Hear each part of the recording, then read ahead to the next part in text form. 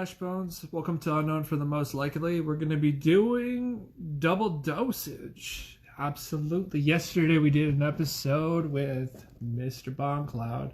Go check him out. He's up on YouTube. You can check him on Instagram. Follow up, see what he posts and stuff. And yeah, today we have a special guest.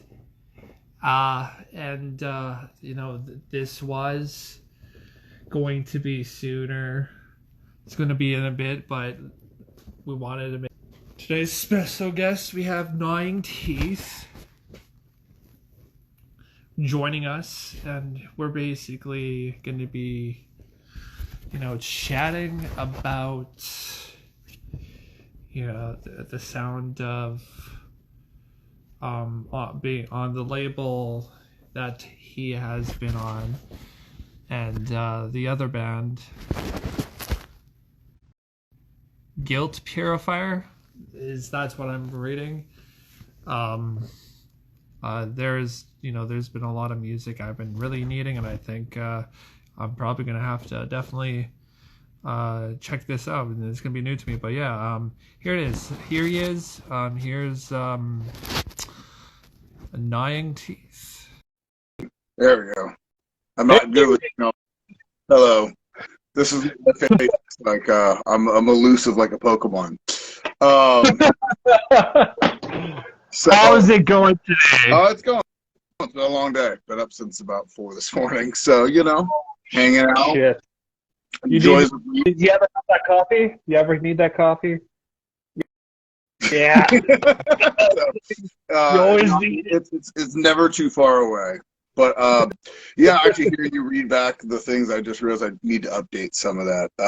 Guilt Purifier does still exist. It's me with another friend of mine from where I live down in California. Kind of doing a power electronics thing. We used to come over and jam, and some days it would just be this magical moment of kind of sounds. We're like, fucking, we should do something with this. And then you always get to that point where you go, well, what the fuck do we call it? Well, I can swear on this thing, right? You don't care? Yeah, you can swear as much as you want. Okay. Some people are like, don't do the, for the kids. Like, shit. All right. Well, best of luck. But yeah, so that kind of came about when I lived in the Bay Area for most of my life, and then moved down here with my wife about 6 years ago, 5 years ago, some fucking time around then. So we've been down in the Southern California region, and it's a little different. It's not as much of a where I am, not as much. There's a scene, but it's about 4 people.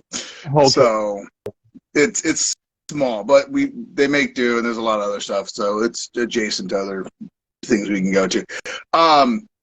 So we've never we played 2 shows as Guilt Purifier, and so there may be video of that, but that project, there is something recorded. I just don't know what we're gonna do with it yet. So that's about the full extent of Guilt Purifier.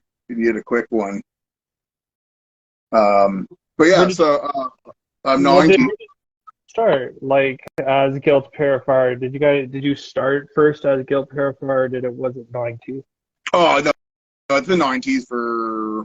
So went the weird route. Do you want like the whole? Do you want the whole thing, or like just like how I became now? Yeah. You want Yeah. So the whole thing also, fuck yeah. So many years ago, I played in bands and shit. Tried that out, and it never really worked. I mostly was just a shitty musician. Like I still have a plethora of guitars and stuff, but they're just for me to kind of get the shit out of my head. And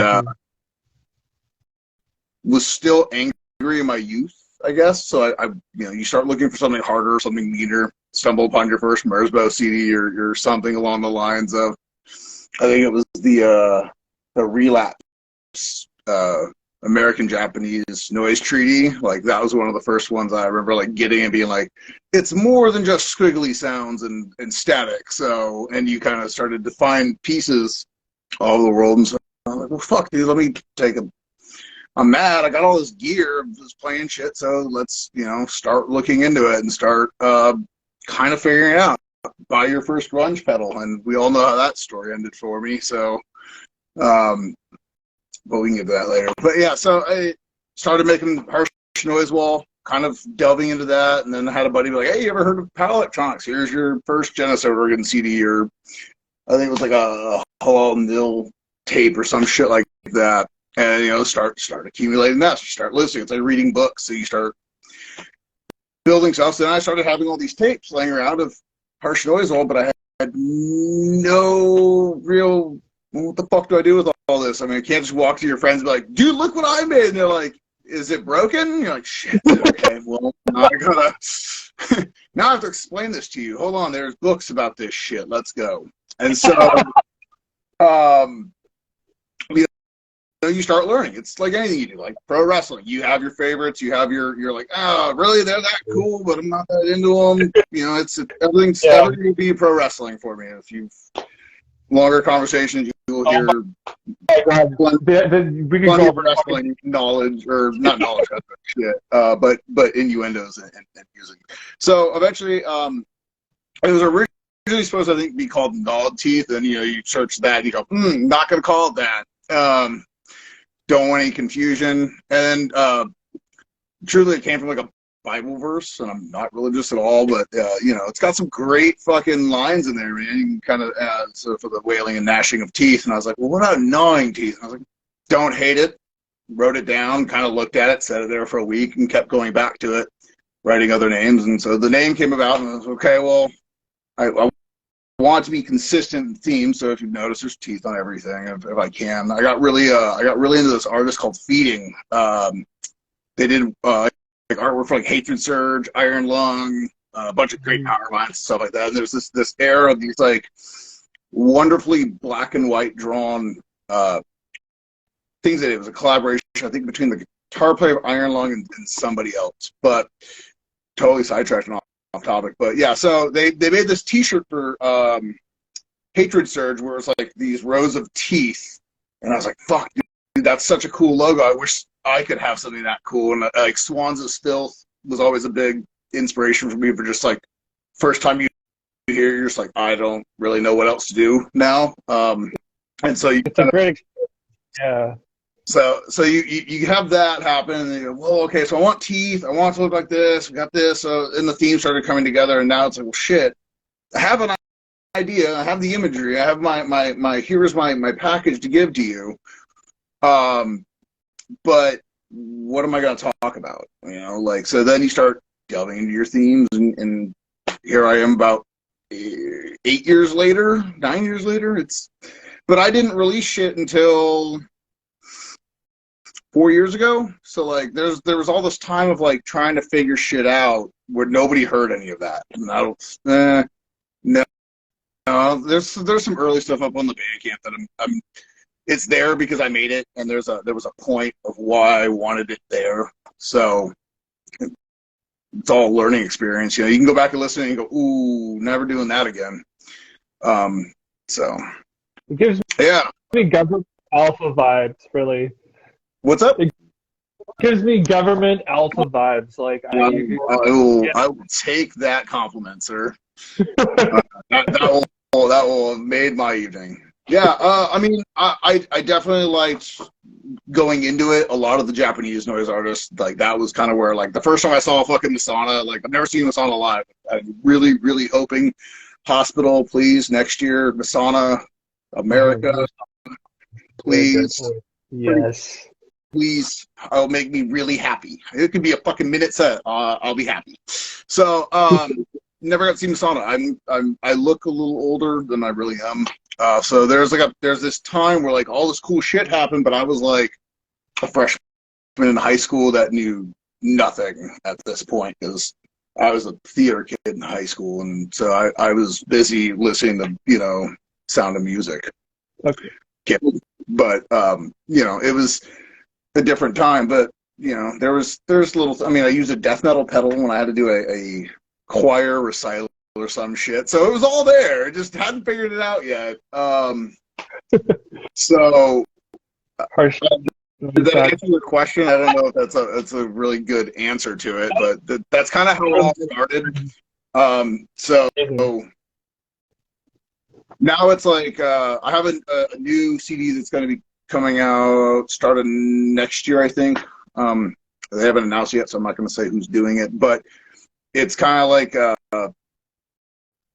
I'm trying to tell stories now, where it's like, okay, it's noise, but like I don't want it to be power electronics. I don't want like I kind of want to be like, if you hear it and you hear something, fucking cool, great. I might not have even put that in there, but you heard it, it's there, and it's for you. So I hope, you know, those are like the best way I can say, you know, those answers, I guess, of where we start and where we're now today. So, hey, what else would you like to know? I would actually like to know, where did it start before noise? Did you, and where was your direction when you were wanting to actually, find something different that was not basic? Like, we all Not listen basic, to but I can't wear UGG boots and drink pumpkin spice lattes during this. So, sorry to anybody if you're wearing UGG boots right now. It's your fault. Your feet will smell bad. So I would say like if you ask my family members, this is like a really personal interview, but fuck it. They would say when I walked up, I was like, I like the Wicked Witch, and like shit. But I got really obsessed when I was younger with Phantom of the Opera and his makeup of all iterations. So like there's a tape about Phantom of the Opera and Phantom of the Paris predominantly are the two that I'm like, fuck yeah. But it's like the musical Phantom of the Opera, and there's reasons for that. And so I was always in like the weird shit, serial killers, fucking dead animals, sharks, snakes, you know, the things that like when your 7-year-old or your 5-year-old son walks up and tells you about like hemotoxin, you're like, why do you know that? Like, go watch cartoons. No, but look at this snake. It does these things. And so there was something off. I was always kind of a loner, didn't get along with people. Surprisingly, I can make people laugh, but I'm just kind of a curmudgeon and don't really do well out in public. So if you see me, you come say hi. Don't think I'm going to be mean. I'm just kind of standoffish unless there's a few drinks in me. That's a whole nother demon. But so as that kind of progressed, you start getting your a lot of this would be based around books. I pick something up, I read it, and I go, what would that be like? What would it sound like? When I started thinking about like music and sound, it was like my friends want to start a band, so I ended up with a bass because for some reason they're like, well, I want to be the guitar player. Like, you're the bass player, dude. And you're like, fuck, all right, well, gotta go buy a bass. Go buy a bass. And I bought one of those, I don't know if you ever remember, it was like a purple Digitech bass multi-effect pedal for bass, but it was purple. And I was like, fuck yeah, Undertaker wears purple. Give me the purple thing. And went home one night and plugged a mic into that and my headphones away into that and just started kind of talking and going through the effects and be like, what's these? And then started creeping myself out with these weird sounds that were happening, but I didn't quite understand what I was doing. And so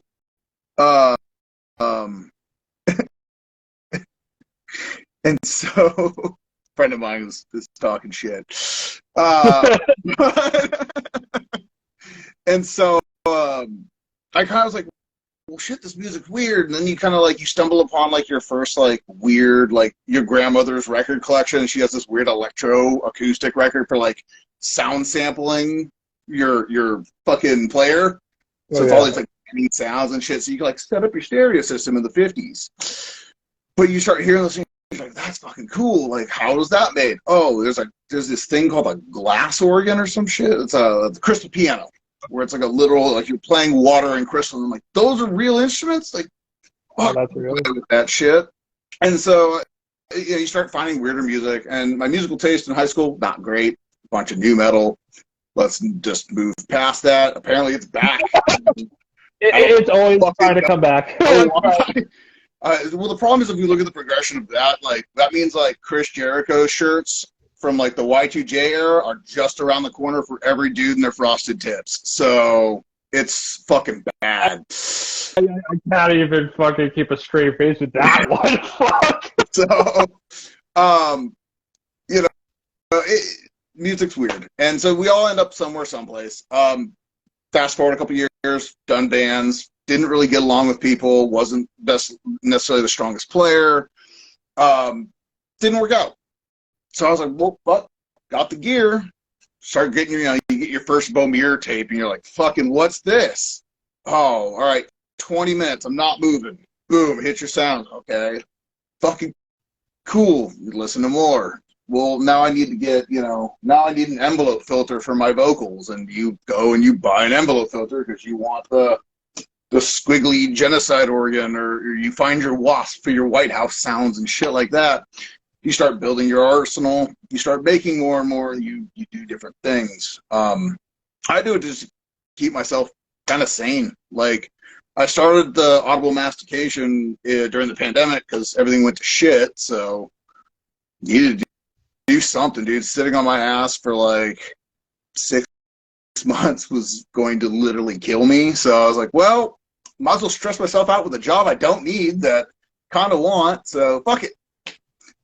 So did that, and it allowed for me to put out music, put out my friends' music, put out, people that might not get a chance to have somebody do it or are afraid to ask. Like, approaching somebody about putting out your music, be nice about it. Like, I don't know how to not how do I word that? Like, talk to me. I might not always engage back immediately. I work long hours and tend to be like hanging out with my wife, doing the life thing. But I will try to respond and try to, be there. As long as, mental health's good and whatnot. So, yeah. Just played a show the other week to a bunch of hardcore bands. Yeah, they had no idea what the fuck was going on. I give them credit. Like, some of them, a couple of them stuck around. I think, some of my friends were doing the hardcore Street Fighter kid shit, and I was like, oh, that's neat. But apparently it was a loud they had never experienced. So I was like, that's cool. It was weird to kind of look up, and there was just nobody, just this desolate dirt field and a house. And I was like, huh. My wife's sitting next to me because she just had knee surgery, and she's like, it's loud. I was like, oh, cool. All right. Fucking fucked off and went and got some tacos. And then this past weekend I played with, which is why I have to update thank you for reminding me that, is my other project that I do with Greenling, which is called thrup. That's the bee's knees right now. That's where all the cool shit hides. Yeah, so I don't want to give too much of it away, but it's a cool project. It's on the Audible Mass stuff. Check it out. If you get to see us live, which is few and far between, I highly recommend it. It might be short, might be long, but at least you'll have a good time.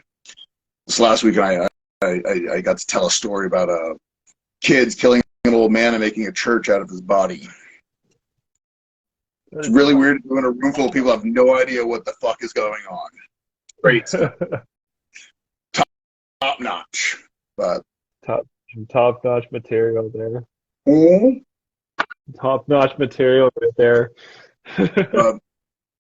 Yeah, I mean, there's a couple other things I do that remain anonymous. If you know, you know, but I like to have a few that I can kind of not necessarily push boundaries. It's just I can kind of have this thing that I don't have to feel like I have to be about. It just, when it happens, and if people like it, fuck yeah. I just don't have to do anything with it.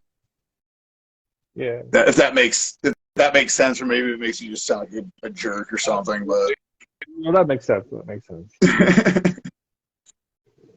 So let's get into wrestling right now. Yeah, I had to ask the missus to set the DVR because I was like, well, winter's coming and there's no dragons. So actually, is Brian wrestling tonight? I really don't know. Brian Daniels? No, I think they're, yeah, fucking. Yeah, wrestling.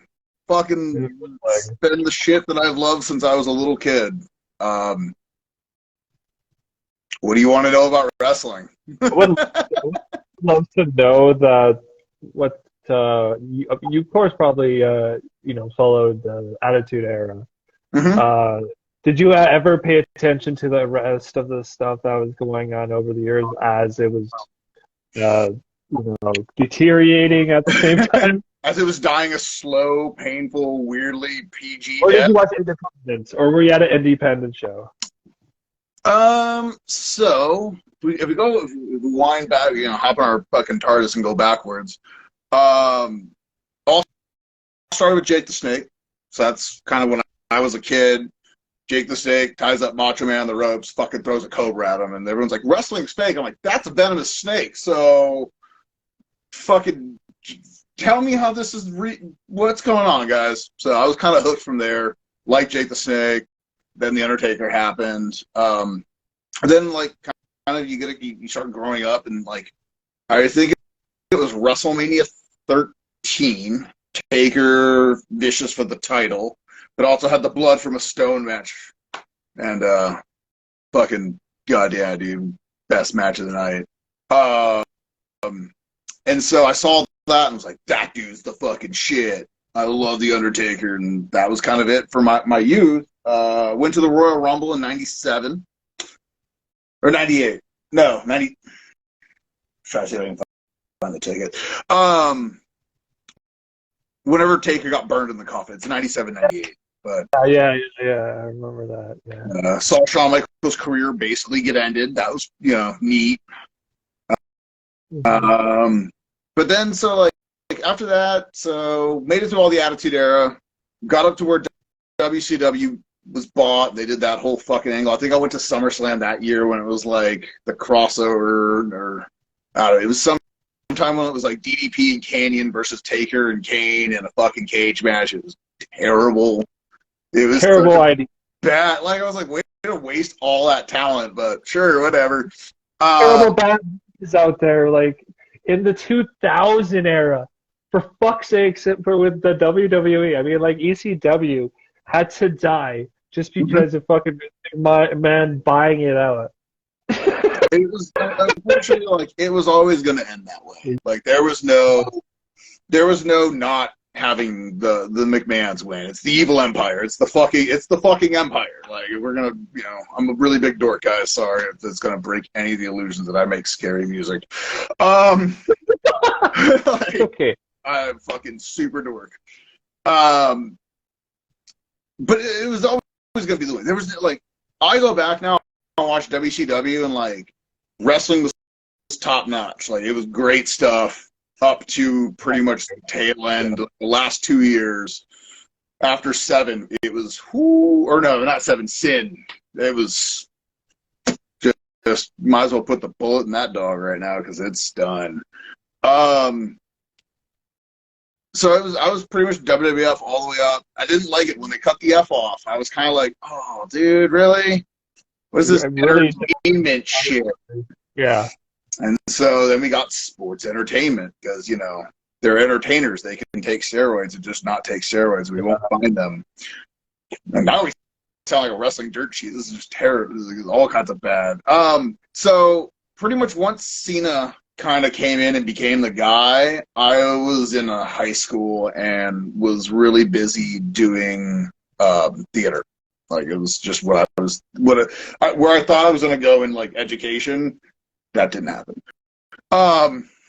Spoilers, didn't happen. So I fell out of wrestling, and I would like hop in and be like, oh, that's cool, like, but read the results, read the dirt sheets, and just be like, damn, dude, nothing is like, wrestling sucks right now. Like, there's no other product. There's nothing else to go with. I mean, then you have your indies, and all of a sudden, PWG starts popping up. Ring of Honor starts, all these machines start rolling. You start learning about all these developmental territories. You're like, wait a minute. So there's good wrestling that's not, spinning belts and fucking trumpets.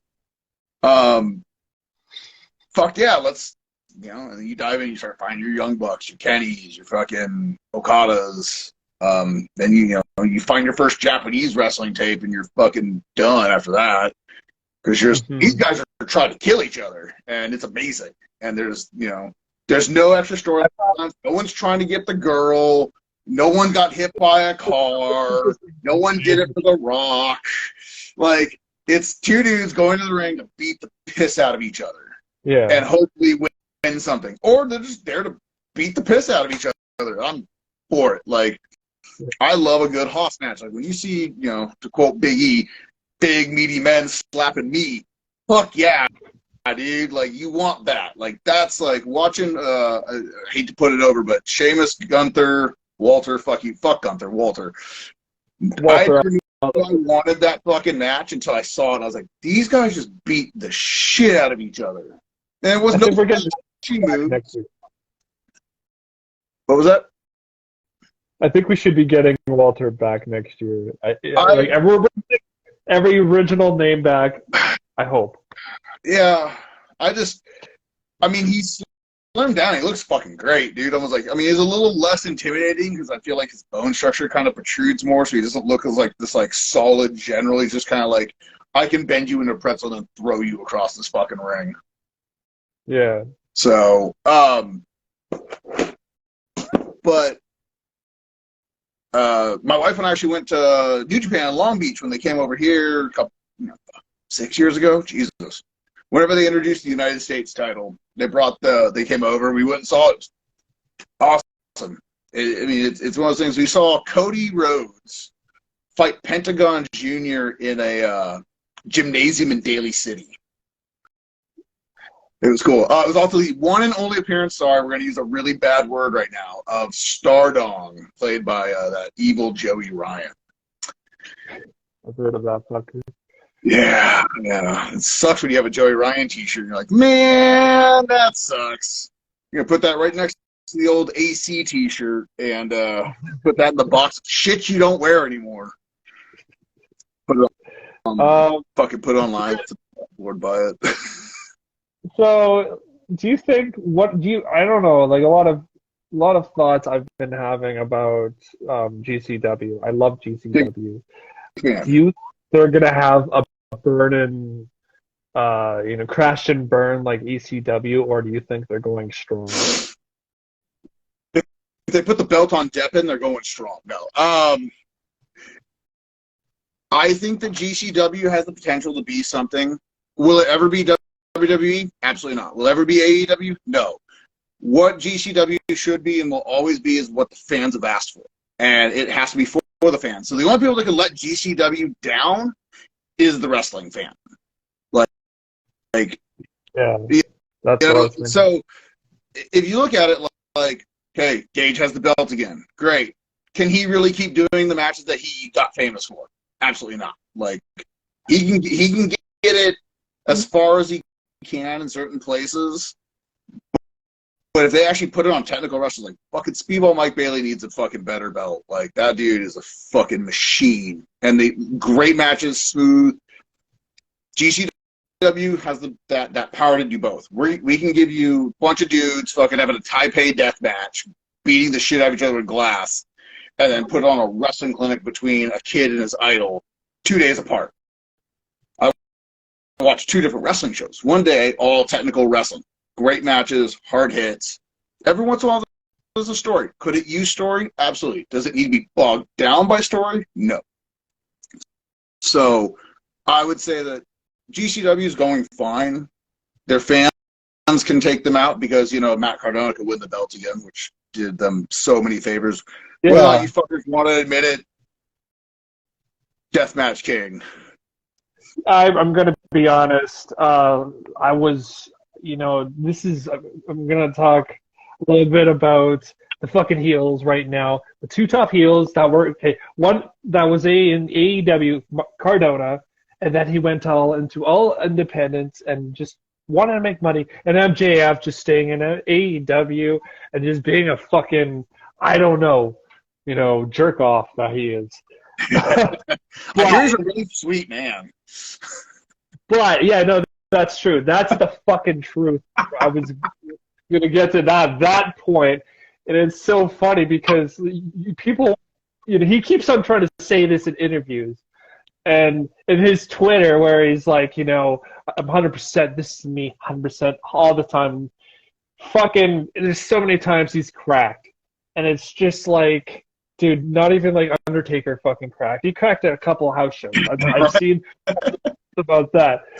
No, I've seen Cardona now like I'm thinking about Cardona now. He's like running GC. He's part of GCW in the biggest ways, not just Mm-hmm. wrestling down there.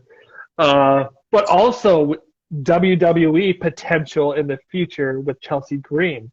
But what are they going to, like, I always go, what are they, like, do they want them to take them off the market, or do they want them because, like, I got a story for this one, and I want to tell this story in the ring, on the screens, in the back. Like, Smart.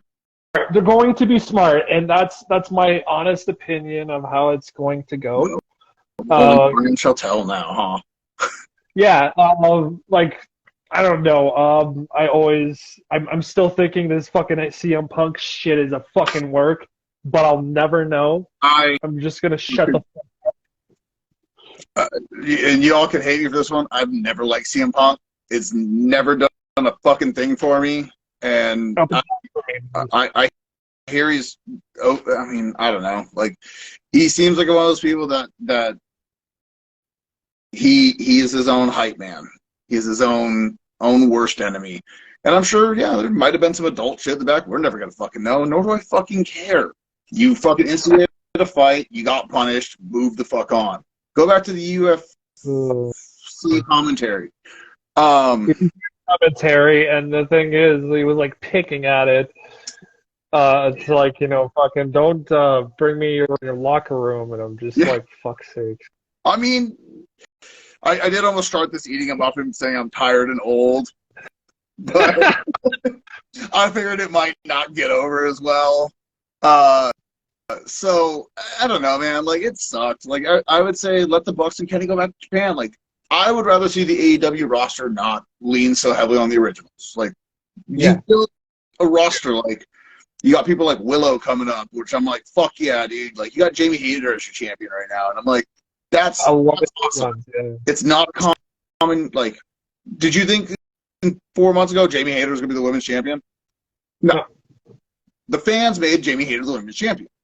So you end up with getting all these things that are built and homegrown, and you have your stars. You know, I'm glad House of Black's back. I hope that this go around we get to tell the story of whatever the shit they were trying to do the first time.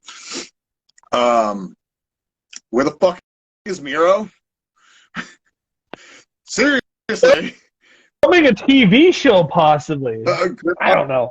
Okay, if he's working, great, but if he's just sitting at home watching his wife like make sword videos and shit, like, not that as long as he's getting paid, but fuck, man, like, use Miro. He was terrifying, and like, he can be the God Crusher. Like, fuck, dude, make him a bad guy. Like, make him in the House of Black. Make him a fucking against his faith all of a sudden. I don't think he'd get over as well, but like, he's there. You know, look at Ethan Page, dude. He got over from making a toy show. To get over more. I mean, I think he needs more appreciation. Brody King, in my opinion, is an amazing fucking wrestler. And I think a great human being, great vocalist, like the fucking guy. He's really large. But like, he doesn't have the same fucking ego CM Punk has. He's not the fucking. The thing is that most of that company is fucking toxic. Some of those people in that company is toxic. MJF, but I don't think he's really actually toxic in real life. So I don't think. I mean, yeah, kayfabe, baby. You got to keep it kayfabe. Keep that kayfabe, yeah, exactly. Kayfabe alive, like, you know, you want it. The best thing about wrestling is when you fucking believe something you're not supposed to believe. And we're not talking like Mankind off the cell being like, that's fake. Like, bullshit, you know, fuck off. Like, but you believe MJF's a piece of shit. If he goes out to a restaurant, do you think he's going to get treated well? Does MJF go out to restaurants? I really don't think so. I just feel like if he does, it's a private table in the back, like, and he'll just fucking show up and disappear. You know, but it's when you're at a fucking signing and you got to be a dickhead to a kid. A, best day ever. B, you got to keep it like, you know, that's the character. That's the money. That's what you're selling. You are selling the product of this Burberry wearing piece of shit. Fuck yeah. So I don't know if this has been a match yet, and I would love to see MJF versus Matt Cardona in WWE. Might That have would be happened on the Indies. might have happened on the Indies, but I would love to see him. The storytelling should be about trying to win over fans, and it's like two known heels. One of the heels is stepping out of that zone because they're kind of actually getting over with the fans more, and stuff like Well, that's going on. Like, that's where you just do your perfect double turn. Like you have one person like, and generally you want to swerve it. Like MJF could have swerved to the baby face, but we all what was the long game? I'm the devil. No, it's fuck no, dude. Being a bad guy's way more fun. Like being a good guy means A, you're probably gonna lose a shit ton until it counts, or you're gonna fucking just deal with all kinds of annoying shenanigans. Those are the baby face. Here's what we're gonna do. Like Cardona could come in and get like. I'd want to see it, but why? Like that's I guess always the wrestling question. Why do we want to see this? Everyone wants to see MJF fight monsters. Everyone wants to see MJF get his fucking teeth kicked in. That didn't happen. Well, it did happen, but we all knew what the result was going to be. Then you have to get people who are good on the mic. It's always be like, I mean, yeah, I mean the mic. That's your sword, like in wrestling. You got all your shields and shit, and you got your brute force, but like if you can, the second you get that mic and that crowd goes and you have them before you've said a fucking word, you got nothing to worry about.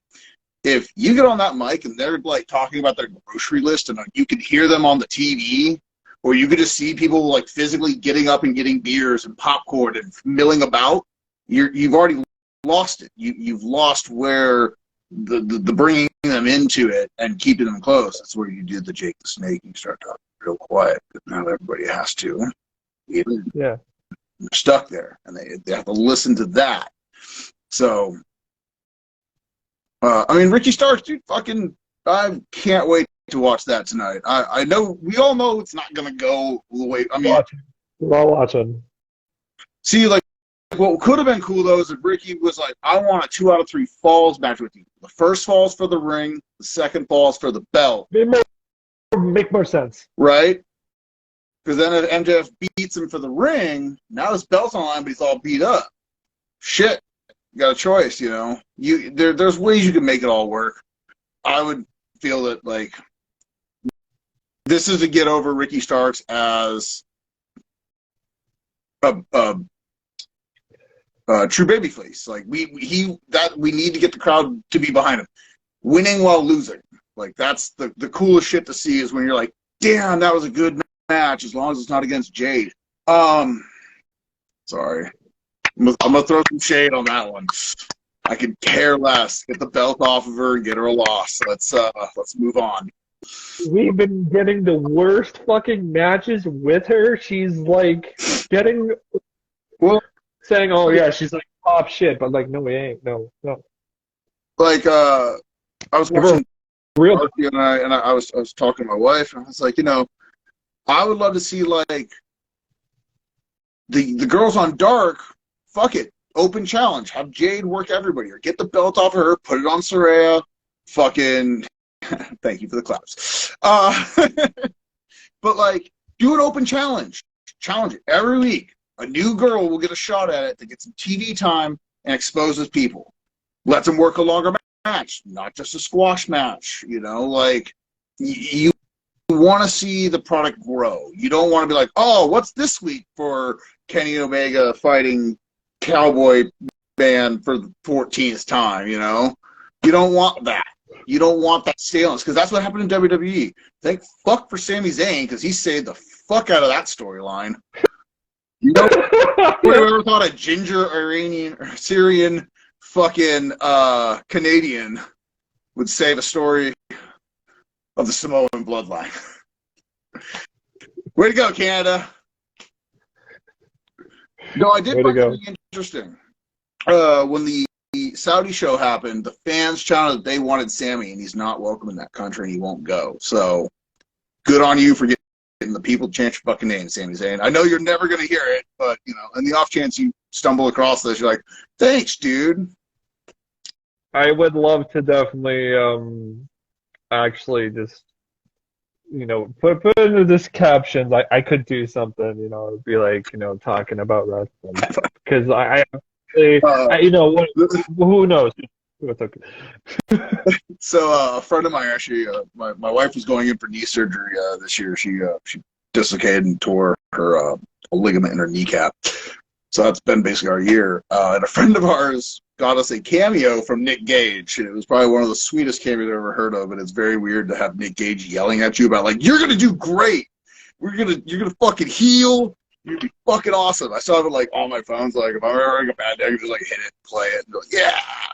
Nick Gage talked to me, never meeting me. Fucking cool, man. Yeah, so it was but yeah, so love wrestling if you can't tell. I've always wanted to like write wrestling or like wish there was I want Jericho's new book that he has out where it's all of his matches with the notes. That I'm curious to read because I've never actually been able to see like a script for wrestling. It's kind of like, you know, we're gonna circle back to noise really quick, but like when you see like someone who you've listened to forever and you see their pedal board for the first time, you're like, that's fucking it, or you're like, oh shit, that's like 100K sitting there, and that's a lot of wires. You know what everything does? Okay, did not know that, or you know, it's like the Amplified Humans DVD. Have you ever seen it? So Skeleton Dust did a show a while ago, but there's a Rita set on there where he's got like I think 3 pedals on his table and a bucket of water and a snorkel mask and like a waterproof mic, and he kind of just bounces between the tables. But the amount of sound and things that are happening within those small elements, I was like, fuck, dude, like I know that if you set the same things on the table and I walked up there and tried to do it, wouldn't work because it's here and it's here. Same with wrestling. You get the right elements and things can work as long as I don't get stagnant. Yeah, I think that kind of worked. So for making things work, just to end this off, we're gonna end this off with this kind of little talk about what are your top 5 favorite matches and top 5 favorite not favorite matches. I guess like worst matches. Oh, so my favorite matches and like the worst matches. Yeah, top 5 both. Oh, shit. Okay, so these are in no numerical order. So I'm just gonna. There's 5. You can rank them however the fuck you see it. Bret Hart, Stone Cold, WrestleMania 13. It's just a fucking classic. I actually just stumbled upon a was it a War Games match? But it was like it was the steel cage match between Tully Blanchard and oh my god, JD. No, JD. Fuck, it's gonna bother me. Anyway, it was a cage match. Like he fucking tries to kill a dude with a chair. I wish I had a phone, but I'm using it, and I don't want to do the whole stupid thing. And so that fucking match, I will message you what it is so you can see it. That fucking ruled. The Okada Omega saga will just kind of be as like a one standing piece of just like you want to see some shit. Here you go. Yeah. Anything involving Minoru Suzuki. I think of a good one. Him versus Tanahashi. I think it was for like the IWGP, the Intercontinental belt, and he just works his fucking arm the whole fucking match. And it's like to the point where you're like, okay, you've been doing this for like 30 minutes, and that's rough. Like that's really rough. Onita, Terry Funk, exploding barbed wire death match. It's just cuz it's got to be in there. And a recent one that's just been a favorite of this year was Will Ospreay versus fucking Nick Wayne. That match was so fucking good. I need to see this. Have you not seen it? I am a big Nick Wayne fan ever since seeing his shit in GCW. Like, Ugh. But have you seen this match? No, I haven't seen this match. Man, you gotta get. Sorry, we're gonna do a little pitch here. Fight. Give me a fucking free month. $5 get you all of Fight TV, and you get all of GCW's replays. So you can go back and watch the Rhode Island show where Nick Wayne and fucking Will Ospreay go for about 35 minutes. It's good stuff. It gives you something to. There you go. There's your job. I need to make $5 today. That is really sick. Is that 5? The 5 best. 5 worst. Fucking out of 6 one. Owen Hart, Stone Cold Steve Austin when he breaks his fucking neck. Fuck me. I fucking remember saying that. Yeah. I got my Owen 316 shirt in the closet. It's really funny to wear it because everyone's all fucking religious and shit, and then they realize it says, "I just broke your neck" on the back of my shirt. Like, that's offensive. Like, well, up your fucking chin. 5 worst matches, anything involving the fucking divas. Like, give divas a chance, please. No. Bad matches. Like, bad is just like a why, or bad because like it was an actual like terrible fucking match. Basically explain. I'm gonna explain like how Ultimate Warrior was like how many fucking people came into the ring. They were either on something, they were late, or they made it or something. Or they fucking messed up in the ring. They messed up doing a move or a botch. I mean, I try to forget those. Like, I've always looked at like a bad match. It's like a match that will be something that is either like if you look at like Titus O'Neil sliding into the fucking ring, fuck the match became a fucking legend.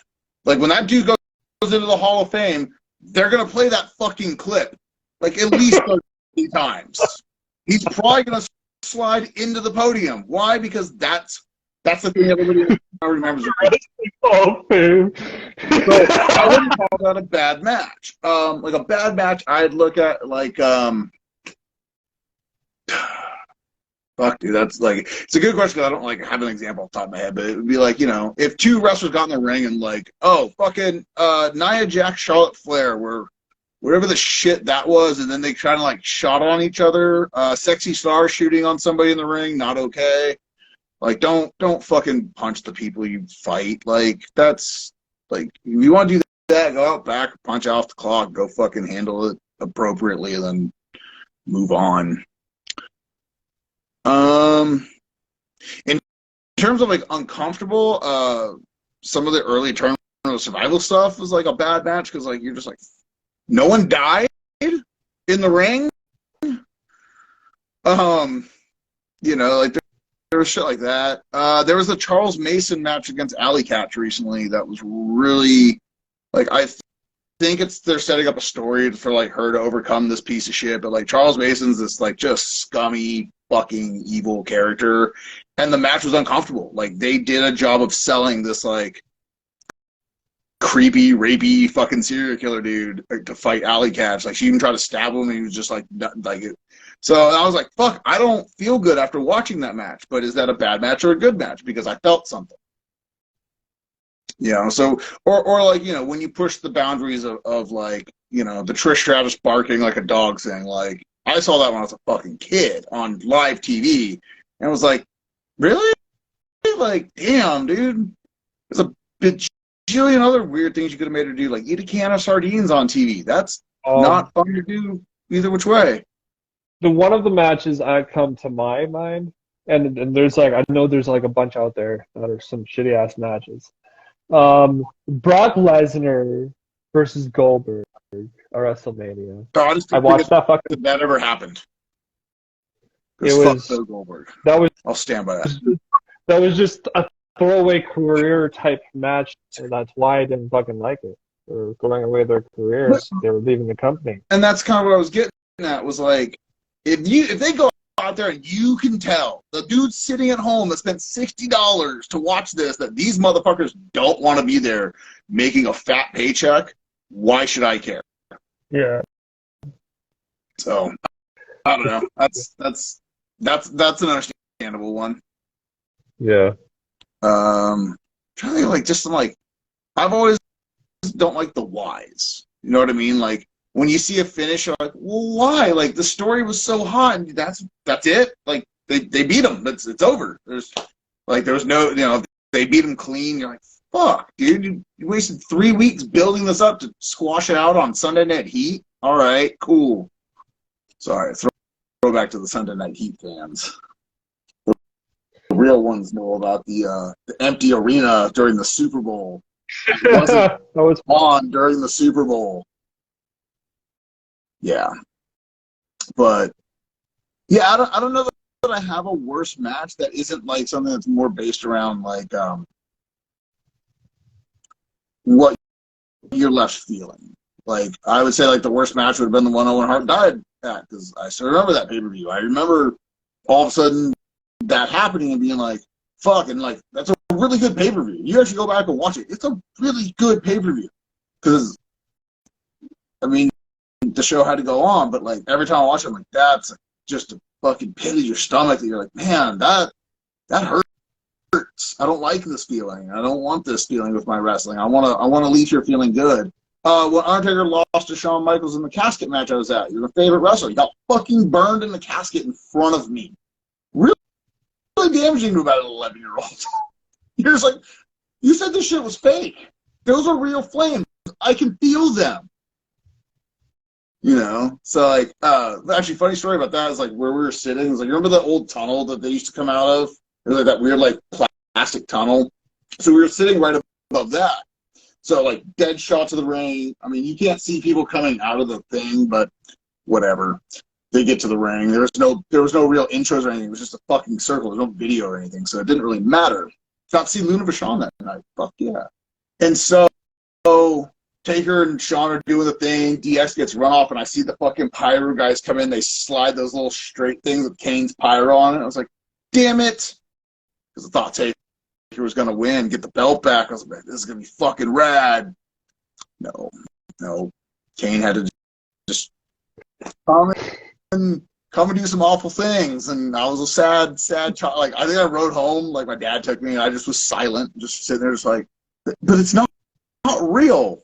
I mean, I heard his voice at the end, but, like, it still hadn't completely dissolved that, like, getting hit in the face with a chair might not be real, might be real, So that's a really good match that had a really awful feeling for me. Is that an okay answer? I don't know if I broke all the rules for that. I think, it's just, there's so many people, I think they've paid too much attention, and I feel like they just want to, have a good reaction when they watch something. Yeah.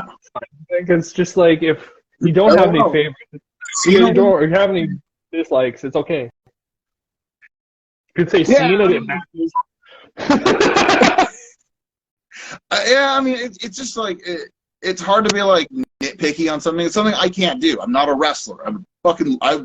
If somebody, any of you three people watching know where I can run a ropes in a wrestling ring, please let me know, because I would really like to know what it feels like. It'd be great. Well, I can't talk now. Where Brody King trained is like 2 hours north of me. Okay. So there is wrestling down here. I can get to the Ukrainian Folk Center once my wife's all healed up. We're gonna do either the February or the March show. So keep an eye. You might see this happy face sitting there. Shout out to Brody King. Fucking glass thrown on me. But yeah, I had one of our friends sat ringside, and she said it was a lot, because you have to get up and move very quickly. And I was like, yeah, I'm gonna go try to find those seats where I don't have to do the moving part, but that's not always guaranteed. So, but yeah, man. Other than that, I mean, I got some stuff in the works. Got some new stuff coming out on the Audible mastication site. Awesome. How many releases have you been doing? I think I'm up to 45. I have done. Okay.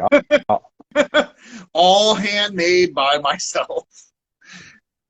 Where can we find your music? Oh, And that would be over at Audible Mass.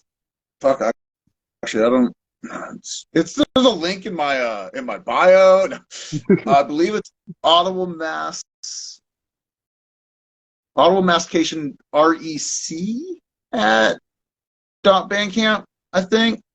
I haven't actually said it out loud, so like this looks really bad, but there's a link in my bio. If you follow Audible Mastication Records on Instagram, there's a link there.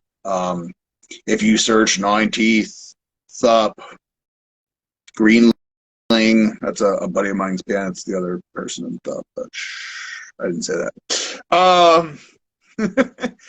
So that's all there. I'm actually updating the inventory because we just did the show, so it's the downside of having like an inventory of, it's what I do for work all day. So I'm like, fuck, I don't want to do this like at home when you got to. So that's where you can find all the stuff. There's some new stuff coming out on other labels. I think there's some stuff available still through.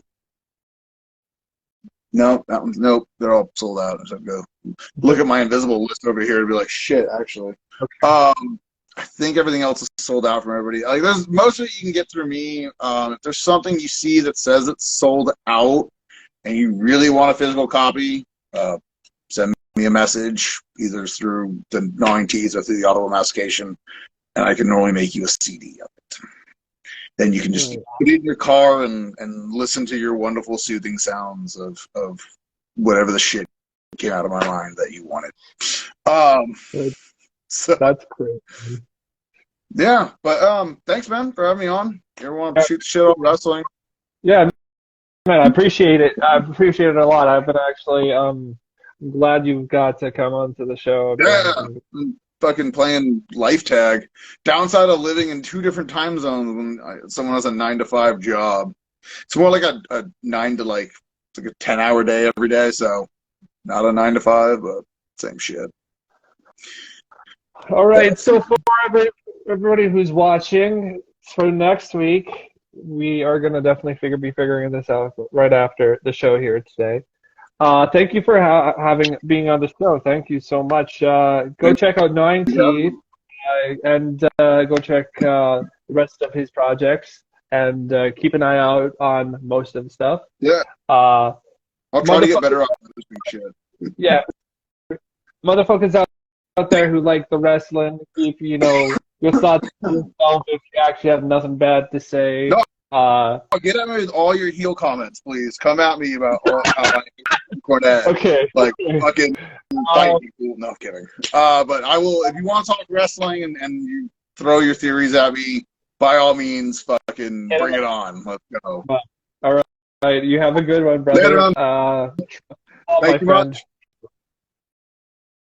Bye. Oh, fuck. Technology.